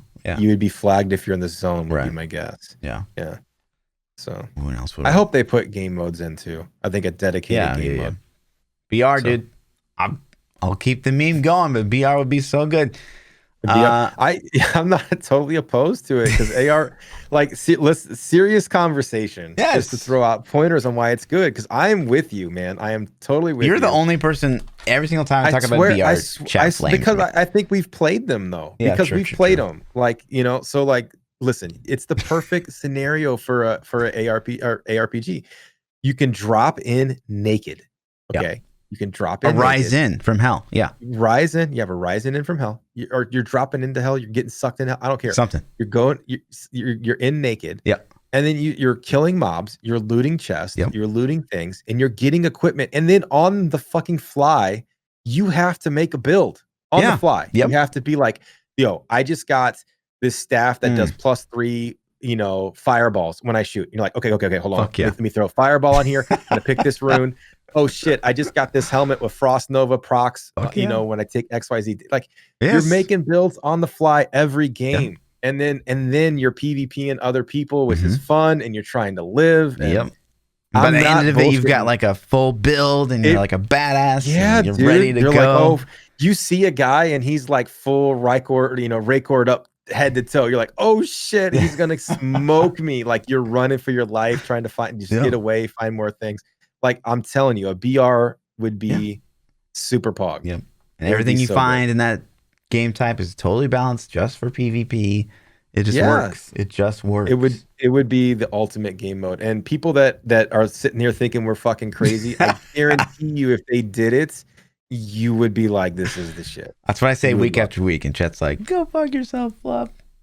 So no, it's 100%, and it's something that Division did. In Division, they had a game mode called Survival, and it was basically like it was around before BRs, I believe. I don't think Fortnite was out then, or maybe PUBG was out, but or H1Z1, but it drops you in naked, and you had to kill. It's PvEVP. You had to kill NPCs to get loot. You had to craft items and do things, and ultimately get this item and extract. But you could shoot other players and take their stuff, and it was kind of like the first iteration of what BR has become, and that's the closest thing to what an ARPG BR could be. And like, I played it, and it was so fun. And it's like, man, I could just envision an ARPG doing that, and it would be endless content. You could play that for the rest of your life and just be like, this is amazing. Imagine like being a Diablo player. You're like, yeah, I played Diablo. Like, oh, cool. What level is your character? Like, what kind of gear you got? And they're like, oh, I just played the BR. Yeah, like that'd be so wild. To talk. That is BR, dude. Yeah. Like, what do you do? Yo, so when I go into BRs, I try to get this, and this because I can make this build. Sure. You know what I mean? Yeah. But sometimes I get this and that, and then so I'll just rock this way. Or you could just sit there and just all day just be like, oh man, I got this. Let's try to. You could just sit there and think ahead of time. Okay, listen, the shittiest item in the game is this, right? So I'm gonna get Staff of Hurting, and I'm gonna make a build that synergizes around that in the BR. Like, you're like, I'm gonna try to find these pieces. Yeah. And then think about how rewarding it would be when you fucking cow level kill somebody to death with your Staff of Hurting. You know, you're gonna be like, I did it, I got him. You know, so, totally. Hire us, Blizz. That's it. At the end of the day, come on. I'll design your BR all day, man. We will be so good. And then we'll be the fall guys. when it all goes to shit. Yeah. I'd take that risk, man. Yeah. It'd be so good that Yeah. I'm like, listen, you're gonna give me a raise after this. Yeah. I promise. Yeah. So, and then other news. It's kind of a side tangent. Blizzard posted another job requirement or job listing where they're looking for basically another mobile game person that like speaks Mandarin, and it's not listed under Diablo. So obviously the TLDR from this is that they're obviously working on something else in the mobile genre that is not Immortal. So speculate away as what that could be, but I think they could be translating to a different language because NetEase is Korean, right? NetEase? I think maybe. I don't know for sure. I thought NetEase was maybe I'm mistaken that with Lost Ark. Lost Ark's Korean. Yeah, Lost Ark Ark Korean is F. Yeah. Okay, maybe I got those flip flopped. So Smilegate. Yeah, Smilegate. Yeah. So yeah, I don't know then. Maybe. Yeah. Overwatch mobile. Maybe. So look out for that team. That was the thing that I think Overwatch mobile could be very realistic because you've got Fortnite mobile. You got PUBG, was it PUBG or was it COD that did mobile? I think they both did one. I don't know. Yeah. So I mean, I don't see if Fortnite went mobile, I would not be surprised. I think it would be a really bad idea, but I wouldn't be surprised. Totally. So I wouldn't be surprised if Fortnite gets a BR at some point someday. Surprised they haven't yet already. Fortnite gets a BR? Yeah. Or no, Overwatch. I mean, I'm sorry. What? No. Okay. I wouldn't be surprised if Overwatch got a BR at some point, but that would be super disappointing to me if Overwatch gets a BR and it flops and then D4 doesn't. Yeah, like, totally. I hope somebody up there in D4 like actually has played BRs and just is like hears this or has the same idea, because I think like I mean I've played Fortnite a lot with my kids. I wouldn't say a lot, but I've played with my kids more than probably most people have played it. In our genre, and I know you used to play it all the time back before it got super crazy, and you're a huge Apex fan, or you used to be. Yeah. So speaking of Apex, they got season 5 launching soon. Did you know that? See that? Do you care anymore? I mean, play it? I'm still interested, but I don't know. I'm so addicted to Path of Exiles, and season 21's on the horizon. You know, which by the way, team. Listen, I'm NDA out of my mind, but it sounds, I can't tell you why, but it sounds like season 21 could be pretty big. Could be huge, you know? So it's got me excited. Big changes, maybe. I don't want to overpromise to be like, oh, that means a lot of content, but like at least big changes for like classes and stuff. We'll see. I'm hyped. That's as specific as I'm going to get. I hope so. Yeah. I hope 21 is some things. Of course, I could be getting debated, and there's like nothing coming. But yeah, that was kind of it in the Blizzard realm that I wanted to talk about. Unless you have anything else. I would like you to make a comment on Barbs to get them nerfed a little bit. Yeah, you bet. Whirlwind, too strong. The Whirlwind belt needs to get nerfed again, though, right? They overbuffed it. Yep. There you go. There you go. Cool. Thanks. We're good. Munda New goes too. Let's go ahead and get Witch Doctor pissed off at you. Yeah, I mean, to be fair, Witch Doctor should never be outperforming a Necro. Like, just nerf it. Come on. All right, we're good now. We got our clip for the week. But yeah, so POE, obviously in a pretty crazy state at the moment. The Herald builds are going ham. When we talked about that last week. One of the things that I've seen thrown around, and I'm actually kind of a big fan of it, is so like they added these new things called cluster jewels, right? Mm-hmm. Let's see if I have a list somewhere.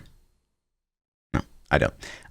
They added these cluster jewels, which they basically lets you kind of redefine your own skill tree. Like here, I actually have a picture. Like this is like one of the builds I've been working on. So like this normally isn't here, and cluster jewels like let me form out like a tree how I want. as long as I do it on the outside, and it's really cool. But the problem is right now in the current state of game, the reason that the Herald builds are so strong is that basically there's ways to design your character so you just get all of these, like only these, and there's certain, like these are called notables, right? So they're larger than the others, and one of the notables in particular is just like crazy strong. And so what people are doing is they're just finding a way to get as many of that single notable as they possibly can. So like right now you can get like 9, 12 of a single notable because you can build out your skill tree in such a way that you just get tons, right? And your damage. A notable is the larger icon on the tree. Yeah, like that so was this is bigger circle than the other one. I got you. Okay. Yeah. And so like there's one in particular with the heralds. It's a more damage multiplier, and it is nutty. And so yeah, that's what people are doing, is they're just stacking that. Now I saw an idea being thrown around where you would not be able to stack like multiple of the same cluster jewel. So every cluster jewel has like a category of like, if it's a large, it can do like chaos damage, fire damage, spell damage, cold damage, whatever. If it's a medium, it can do like damage over time, blah, blah, blah. So what they're saying is like maybe you could only wear one ice or one cold and one fire. Like you wouldn't be able to wear like 2 fires, and then limit the notables so you can only have like 1 per type. So like you would, at maximum in this new system, you'd only be able to stack like 3 heralds, and a 3 herald stack would be like a normal build. So that would be like a properly nerfing the heralds, and at the same time, why wouldn't they just maybe like put diminishes on it? Like the first one's worth 9%, the second one's worth 2%. Well, they could, the third one's worth 1%. But if they just did this, then that would kind of fix it as well. Same thing. Yeah. I don't, man. Nerfing always feels bad though. Like you can't overbuff something. You can't even PTR overbuff some shit, because it seems like here's my example is the Inarius Necro never made it live buffed up back in the day, but in PTR it was juiced up with was it the Marinade gem? I don't remember the name of the gem, the one that used to proc, and and like I still call it nerfed. Like it never even hit live like fixed. Yeah. And I'm still like, they remember when they nerfed Inarius? Like, because I played it on PTR, it was juice. I was like, oh, this is gonna be nasty. And then I didn't even know they nerfed it, and I built it out live, and I'm like, wait, this shit's not working. Like, hold on. And I had to look it up. I'm like, oh, they nerfed, damn it, they changed that. It was on live for a while. Was it? Yeah. Oh, I didn't think it hit. Yeah, it hit. So but it wasn't they nerfed it, I think, mid-season, which is kind of unique for them or something. But yeah, here's the thing. So they're gonna have to nerf heralds into the ground. They are. I mean, this is some of the strongest shit I've ever seen in Path of Exile. Like stuff gets broken, right? Like Cyclone, you remember Legion? Cyclone was crazy, and last 2 leagues ago, Blight minions were insane, and like they're really, really strong, but they don't compare to me. And maybe Chad can tell me if I'm wrong, but heralds, oh my god, like they're on a whole nother level of just insanely OPness. So yeah, they're gonna have to nerf them either way. So they've been pretty easy on the nerfs, it seems like Cyclone got nerfed, but it didn't get, like, it's still a top build. Minions got nerfed. It's still kind of probably a little too strong, honestly. So how much they're going to nerf heralds, like, they're going to have to nerf heralds by a big time, like, that at the end of the day. And this would be one way to do it, but I don't know. It's tough. Like, these cluster jewels add so much diversity to the game, but they also add a ton of danger. You know what I mean? Because they're so... Yeah. It's cool that they took your the own way to do it, totally. Because it seems like there's so many choices. There's no way they can test for all that shit. So it's like, okay, we're gonna, here you go, guys. And then community finds some broken stuff, and they're like, oh fuck, now what do we do?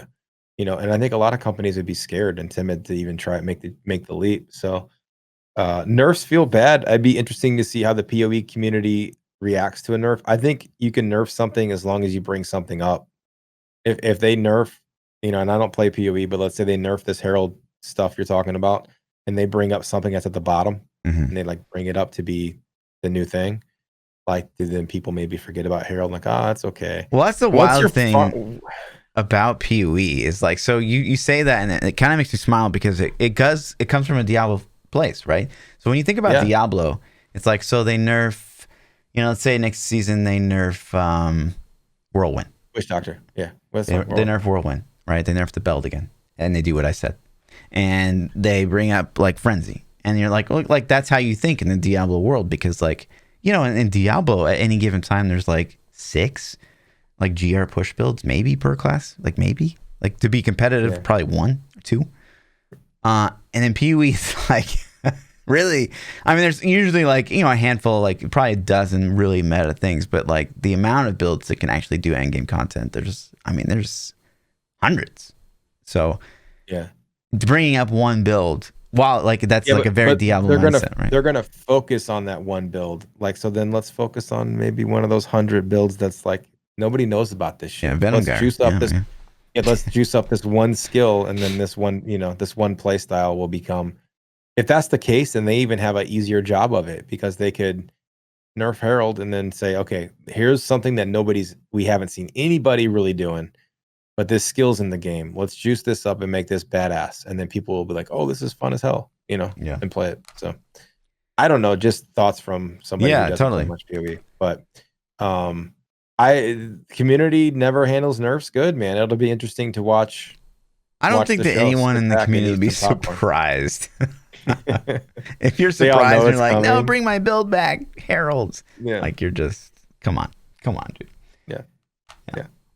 It's like, you know, Myrne, like people are like freaked out, and because like it basically killed the Inaria's like Myrne scythe build into the ground, but like, you know, they had to fix that. It was a total bug. It's just unfortunate that they couldn't have like maybe added some sort of mechanic to Myrne to like continue to make it fun. But, you know, to be honest, like I never liked that play style. I thought it was boring, and holy damage just didn't fit Necro. Like it just didn't make sense. So I agree.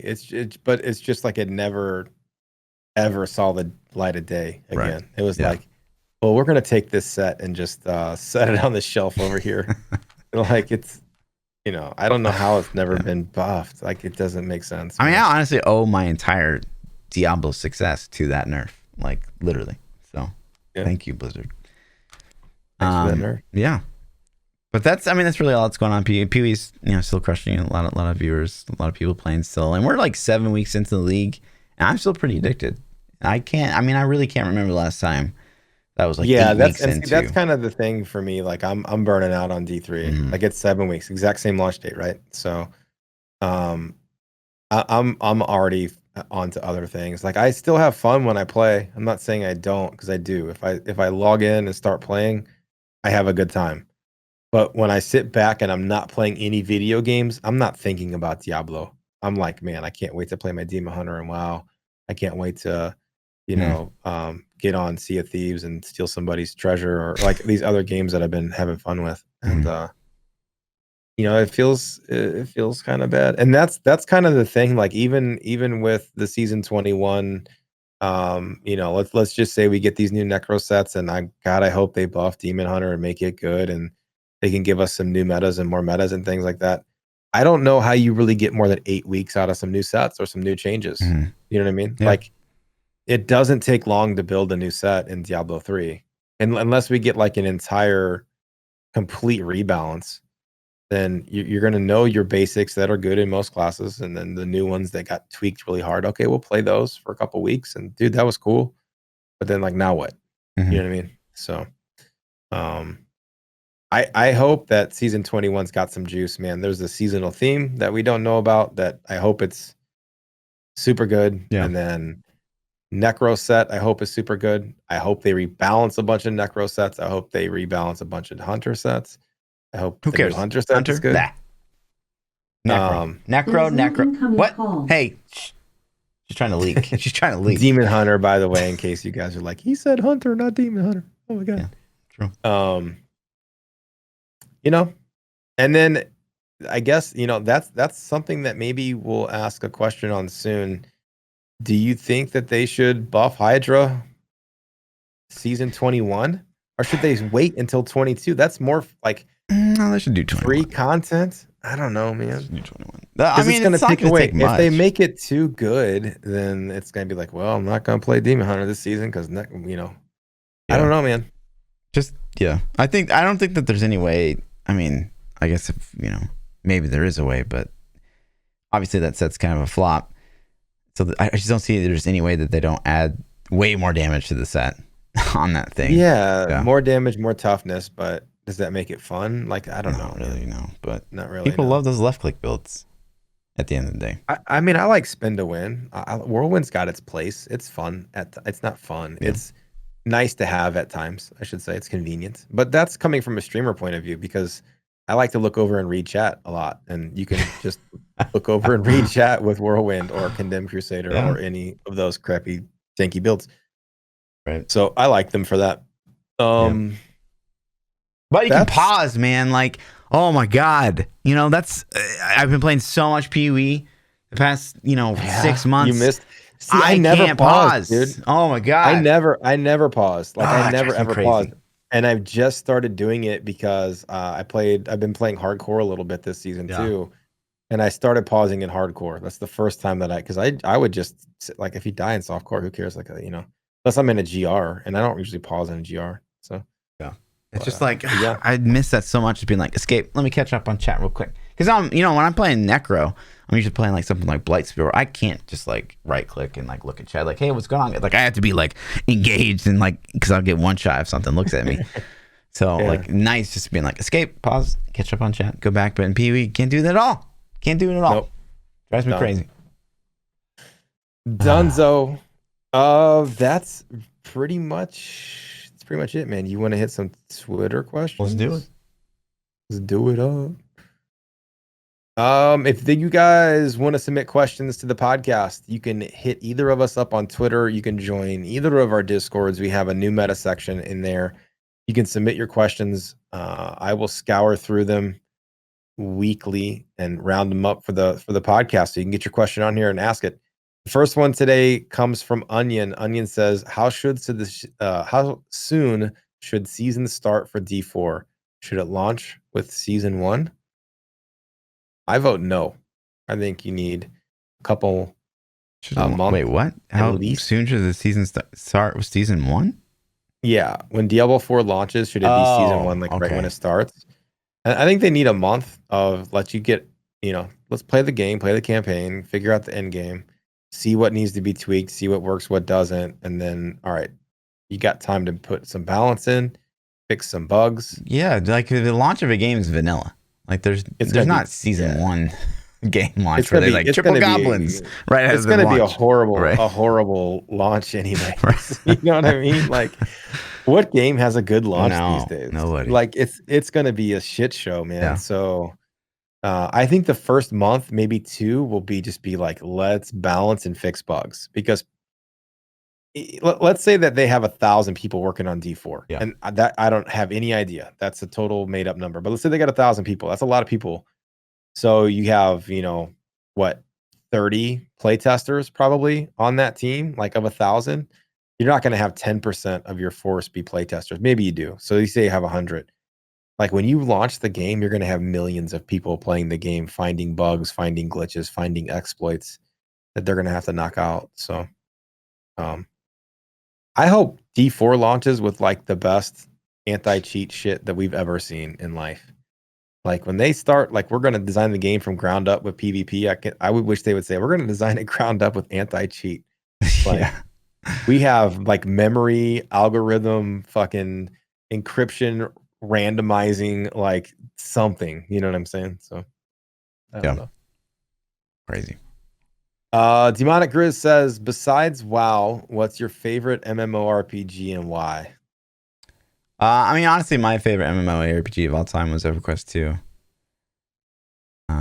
Why? Because, like some of the fights in that game, like WoW, a megalo in difficulty by comparison. Really took a coordinated effort to kill compared to what I've seen in World of Warcraft. Plus, like, I loved being able to pick between like literally like 30 different like races of things. Like, I love the Shadow Knight. Shadow Knight is probably maybe my favorite class concept of all time. I never played EverQuest 2. What's the Shadow Knight? It's what Death Knight was based on, basically. It's a Shadow Knight. So it's like a very death-oriented, life leech, poison, or that type of damage and stuff like that. It's very dark. Yeah, I'm a huge Death Knight, Dark same. Knight fan as well. I really like what WoW did with their Demon Hunter race, like Illidan specifically. Illidan might be my second favorite villain of all time behind Sephiroth, even though he's not always a villain. You know what I mean? But like, I just think the concept, the design, the character art, just the story, the way they play.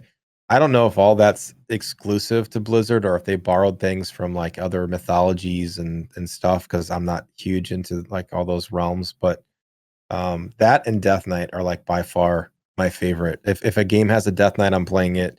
If it has if it had some style of Demon Hunter from WoW, I would play that as well because I think they're just badass. The horned angel, like angel wings, but they're evil. I think it's cool as shit. So, um, as far as another MMORPG, I mean, uh, Destiny recently classified itself as an MMORPG, but I don't think it really is. Mm. I haven't liked another one besides WoW. Like I've tried a lot. I didn't play EverQuest or Ultima. I guess those are two big ones. I guess was it RuneScape is another one that's supposed to be huge, but that looks like even worse than WoW, like graphically. So I can't make myself do it. But I tried Age of Conan was supposed to be a WoW killer when it came out. It was complete garbage. I tried all the Star Wars MMORPGs. They were okay, but they weren't as good as WoW. I've tried Black Desert was Ooh, that's very a good one actually. Star Wars Black Galaxies. Desert. Woo. Yeah. That game when it first came out, oh my god. You liked it? That was like maybe the best. Maybe the best. That's what that's it was good, but they killed it for with one. The holocrons, yeah.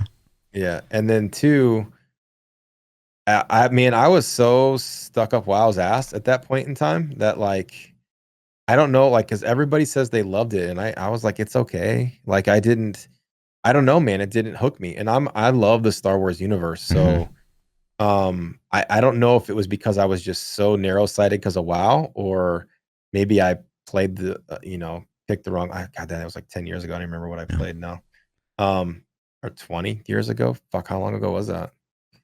It was like 2000. I was still a Halo pro when Star Wars Galaxies was around. Yeah, it was old, but yeah. And then I tried the new one, the new Star Wars, Knights of the Old Republic or something like that, and it wasn't that good, man. No. I mean, the single player campaign was a nice story and it was kind of okay, but as a MMO, it sucked. But Black Desert, I've played recently. It was okay-ish, but it has so much Eastern influence, and it feels like it's microtransaction and like pay to win. It felt pay to win, and I just it killed it for me, man. Like pay to win kills a game for me. I don't care if it's pay to cosmetic. Pay to cosmetic doesn't bother me, but pay to win, like as soon as you start giving either huge convenience of life updates, and like POE gives some huge convenience with like their stash and other things, but we're talking like in Black Desert, you could buy pets that would pick up items for you. You could buy like gold. You could buy like just so much power with it. And some people are like, you can't pay to win, and some people are like, you can pay to win, and it's a huge like my chat. Literally, I had to like time people out forever because anytime I played it, people were fighting. Like it's not pay to win. Yes, it is. No, it's not. Yes, it is. No, it's not. So that game has a lot of potential though. But no, I don't know, man. I there's none that have even come close to WoW to me. Like it's on its own pedestal and platform. I think let's ask. I'm gonna fill in my own kind of asterisk to your question, to Demon's question for you, Fluff. What are your games, man? So like if somebody came to me and they're like, P, what are your games? Like, what's your favorite games of all time? WoW is on there. Diablo 3 is on there. Just from sheer amount of enjoyment I've gotten out of the games, even if they're not like my favorite story or whatever. Yeah, it's WoW, Diablo 3, and I'm gonna say Destiny. Those are my three. And I'm like, Destiny is so shit right now. I don't play it. Diablo 3 is in a stale state for the last 5 years. Yeah. And WoW, I haven't played WoW in 9 months. But when you ask me like, what are your games? That's still my jam. Like those are my franchises, man. Yeah. I mean, do I get 3? Yeah, I'll give you 3. Okay. Obviously, Diablo. Yeah. Halo, still. Will always. Okay. I am very excited for killing my own stream when Halo Infinite comes out. It's gonna be great. Yeah. POE, honestly, POE. Yeah. POE is just like taking over. The last year of development in that game has just been, I mean, really unparalleled for me in the gaming industry. So pretty nutty. Halo. So you're gonna grind. Are you gonna go straight into multiplayer, or are you gonna do the campaign first? I know you're trolling right now. Oh, being serious, man. You're not gonna play the campaign and get used to play campaign. You know, honestly, if they, you're gonna boot the game and you're instantly just gonna go multiplayer. Yes, 100%. Not even a question. If they want me to play campaign, they need to have like campaign come out first. I think that would be the smarter play. Maybe is like have campaign come out. Multiplayer launches a week after, 2 weeks after. Yeah, have like. Yeah. The campaign's got to be able to carry for 2 weeks. I mean, casual players, yeah, 2 weeks easy. Oh man, no way! You're burnt through the campaign like, in one night. How long to beat Final Fantasy 7? Like a week? Come on, 2 weeks. Dude, it took me 47 hours in like 5 days with a family. Come on, dude. That's casual. That's beast mode, man. That's beast mode. I didn't sleep, man. I would like hang up after a 13-hour session and then go cook breakfast for like 6 people. You know what I mean? Sure. Yeah, casual. I can't wait. I can't wait till someday you're gonna be like, oh shit, what? No, no. I thought you were on birth control. Like, oh shit. So, oops. It'll be fun. I don't know, man. I think it'd be fun. Infinite. We'll see. Have they leaked anything? No. You know, last I saw, I don't know if this was up there originally, but if you go to like Halo Infinite website, pulling it up. I don't know where their website is. If you go to their website, it actually says coming to PC. Like, it straight up says it, like in text. Here we go. You think it's gonna have a BR? It fucking better. It's so dumb to me when, like, all I can think about is that tweet from years ago, right? Look, exclusively on Xbox One, Windows 10. Nice, so all I think about is that tweet where like BR, maybe if you mean the battle rifle, lol, like, like, oh, you don't like money? Like, you don't like to make a game people go crazy for? Like, it was so cringe. I hope it's good, man. I hope it's good. And I would almost like to see them go Destiny-ish with their campaign. I would like to see them get away from the single player play once campaign, and put in PvE. A Destiny style PvE. Yes. Shared open world, like copy fucking Destiny copied you, like they made you. Right. Bungie made you, and then they said fuck you, Microsoft, and made Destiny. That's literally what happened. Is they made Halo. Microsoft funded them, had more stake in the company. Bungie was like, listen, we want to do our own thing. Microsoft bought Halo IP, or just bought out Bungie altogether, and then they went out and just made Destiny. And so it's like, make Halo just like Destiny. Like, I honestly, as it would fucking slay. Yeah, it would slay. It would like, so say poof tomorrow, Halo Infinite's out. It's PvE, right? You've got the PvE from Destiny. Every Destiny player has played Halo, and like they're probably gonna jump ship immediately. Like, to go fight like Covenant and the Flood and get cool items, build out your own Master Chief. Like, you're doing Destiny, but in Halo. Full honesty here. I played very little Halo until Destiny. Like, I played Destiny, got hooked on Destiny, and then I'm like, what the fuck is all this Halo talk? And I went back and played some of the Halo campaigns. And I'm like, oh, that's kind of cool. And then so I hate you so much right now. I know. Halo 5 came out after Destiny 1. And so Halo 5 was like, so I'm like, oh, dude, I love Destiny. Like, they're going to copy their shit. It's going to be great. And I bought an Xbox and Halo 5 just for Halo 5. God damn that game. The campaign was garbage. Multiplayer is the multiplayer, I don't even know, because I already moved on. So you keep saying the multiplayer was good in that, though. I do love Halo 5 multiplayer. Yeah. A lot of big brain plays with the dashing and the thrusting and all that stuff. So we'll see. Like I hope they launch on Windows at the same time as Xbox. Yeah, that's Because my fear. I think it's going to be a Christmas launch title for Xbox Sex or whatever the new name is. Yeah. And if they make it exclusive for a couple months on that new console, then shit, man. Would you buy a new Xbox to get it?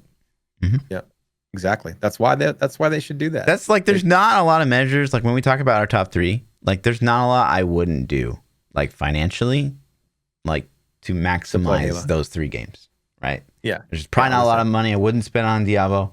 I mean, there's a lot of money I don't spend on POE. Like I could be a whale and I'm not at all. Like I've maybe spent. Yeah. I mean, I spent like $200, $300 on the game. That's like not a small thing, right? But, yeah. Yeah, you're not buying the Founders Edition like $1,000 packs every league and shit. You know. Yeah. So I'm with you. Itchy says we just had our lockdown rules relaxed. We're allowed to order takeaway food for the first time in 6 weeks. What's your go-to choice? I still order takeout today. So, I mean, I really miss the. I have like an Indian food place that I love here in KC. It's been a long time since I had that. I don't eat Indian food often. What's the dish? What do I order? I like a butter chicken with a garlic naan, which is like kind of like American thing to say. It's probably like the most American thing. I mean, it's good. It's good. Yeah. Right. Tikka masala is also very good, but that's also pretty common. But like, they're so good. Like, you just can't. I don't think I've been to an Indian place. I can't even remember going. So. Damn, dude. I know. I need to get out. Right. What would I order? Man, listen, I've been on a diet for like the last 2 months. So everything sounds good to me. I would say if I could have anything I wanted right now, though, man, Oreos? That's Oreos and milk, dude. A full sleeve. The mint ones to be specific. But bro, is there anything better than like sitting down, opening a pack of Oreos with your milk and in your fresh pressed jeans and just relaxing? Yeah, not in the jeans, just do you like Oreos? No, I know hate Oreos. I really hate any food that like it gets very easily stuck in your teeth. And Oreos is one of those things. Oreos dissolve, man. If you dip them in milk, there's so much. You still get those like black specks, like in your teeth. Yeah, okay. Yeah, I see that. I get that. I don't know. Everything sounds good to me. There's this little bowl shop that my wife likes to go to. It's like you can get all kinds of stuff in it, but usually it's like chicken, rice, some veggies and things like that with some I don't know what kind of sauce they put on it. It's good. That sounds really delicious right now. And then I'm a sandwich guy, man. So like Subway is like honestly one of my favorite places to eat because I'm a sandwich dude. I love them. Gettert says, if you could only copy POE endgame or POE build complexity or scaling for D4, which are you picking? Shit. I mean, that's a good question because they go hand in hand, though. I know it's hard to choose because, like, okay, so it'd be like, say we had you could do the same shit in the same build the whole time and never deviate. That would get boring. If we had POE build diversity inside Diablo 3, like we'd still run into the same problem where we're just like, well, it's cool that I can make new builds all the time, but like still only 2 things to do. Whereas if you only had like Diablo 3 build complexity, like we said, you got the maybe 5 builds that can push, but you got all this stuff to do. I mean, I guess that's the better play. I don't know, man. That's so hard. Stuff to do sounds really awesome because we don't have that in D3, right? But if you had all this stuff to do, but you're doing it in the exact same build all the time, would that get old? I don't know. Okay, let's flip it. So in WoW, I have 2 builds on my Demon Hunter. I can play as a tank or I can play as DPS. I can play a Havoc, which is DPS. I'm the same build when I do all the things. Does it get old? I guess that's why you play alts, right? Because it's a different build, so to say. But if I had to pick, I would rather have endgame over the build complexity. I guess. I don't know, man. I think you're screwed either way. Yeah. Because if you have no end game, then we're right where we're at with D3. Right. So it's like, okay, so you take D3 and you literally only have greater rifts. Right. To be like an alt And- maker, basically. Yeah. So you have greater rifts, but then you had POEs like build diversity with like their talent wheel or skill wheel or whatever they call it. It's like, okay, so I can make all these crazy builds, but what am I going to do with them? I'm ultimately just going to smash the shit out of T16s. Okay, so is that fun too? No. Right. If I had to pick, I would say give me endgame, I guess. Mm-hmm. Anyways, that's all the questions that we had Easy. this week, guys.